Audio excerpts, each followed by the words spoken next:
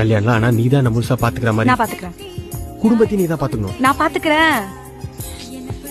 என் நிலைமைக்கு ஜெட்டி முத கொண்டு நீ தான் வாங்கி தரணும். நான் வாங்கி தரேன்டா மயிறு. நீ வாங்குற சம்பளம் 10,000 15,000 எனக்கு நீ தான் முக்கியம். உன்னையும் பாத்துக்க முடியும், நம்ம ஃபேமிலியும் பாத்துக்க முடியும். அதுல எனக்கு நிறைய நம்பிக்கை இருக்கு. சரி இப்ப என்னதான் பண்ணணும்ன்ற? என்னால நீ இல்லாமலாம் இருக்க முடியாது.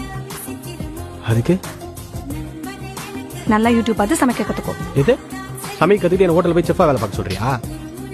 உனக்கு அவ்வளவுதான் அறிவுன்னு காட்டுற பாத்தியா? எனக்கு டைரக்டா சொன்னாலே எதுவும் புரியாதுடி.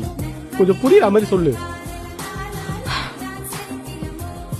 ஓகே, நம்ம 2 பேரும் கல்யாணம் பண்ணிக்கலாம்.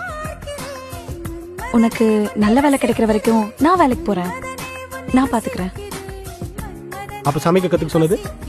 நான் வேலைக்கு போயிட்டா நீ தானே இந்த சமையல்லாம் பாத்துக்கணும். ஏன் இதெல்லாம் பண்ண மாட்டியா? அதெல்லாம் வைக்கமே எல்லாம் பண்ணுவேன்.